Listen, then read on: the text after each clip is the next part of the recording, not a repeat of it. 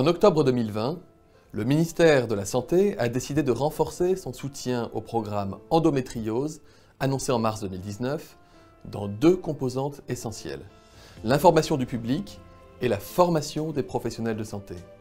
Compte tenu de la crise sanitaire et afin d'éviter de prendre du retard dans ce programme ambitieux, mais indispensable pour les femmes victimes de l'endométriose, il nous a semblé qu'une approche pédagogique basée sur un MOOC et sur des ressources numériques complémentaires était devenue nécessaire. L'endométriose n'est pas un phénomène isolé. Si les chiffres ne sont pas stabilisés, on estime qu'entre 1,5 et 2,5 millions de femmes en âge de procréer sont concernées en France. Cela représente environ une femme sur 10. Il fallait en parler, il fallait se mobiliser. Ce MOOC est aussi là pour ça.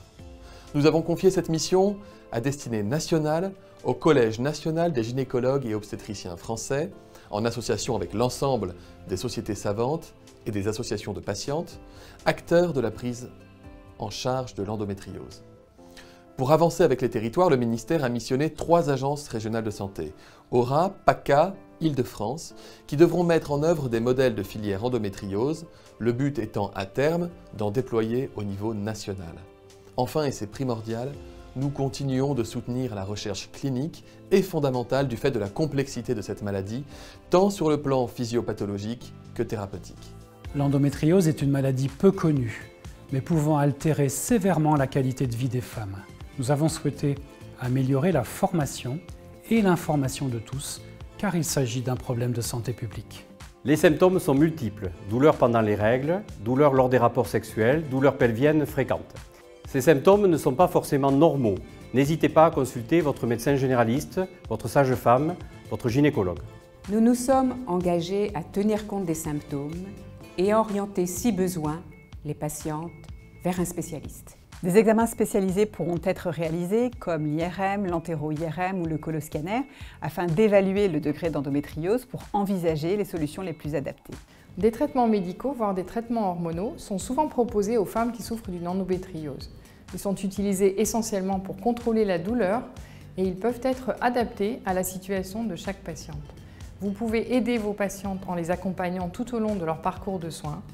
La douleur n'est pas une fatalité. Dans certaines situations particulières, notamment d'endométriose profonde, une intervention chirurgicale s'avère parfois indispensable. Elle est au mieux réalisée par des chirurgiens experts de l'endométriose après réunion de concertation pluridisciplinaire. Nous serons toujours près des patientes pour les accompagner si besoin, car nous savons que les traitements sont parfois complexes. Nous serons toujours près des patientes, car il existe des formes chroniques qui nécessitent un suivi prolongé. Ce MOOC, impulsé par le ministère de la Santé et porté par l'ensemble des sociétés savantes et des associations, est à destination de vous tous, professionnels de santé, mais également le public.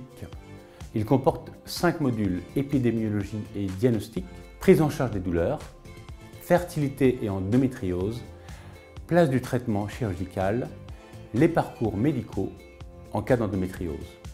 Des ressources complémentaires figurent à la fin de chaque cours pour affiner vos connaissances. Des tests vous permettront de faire un point sur vos acquis à la fin de chaque module. Et bien sûr, vous pourrez interroger chaque expert dans l'espace commentaires après chaque cours. La santé des femmes victimes de l'endométriose est notre préoccupation. Faites connaître ce MOOC à tous. L'endométriose doit être connue par tous pour être vaincue.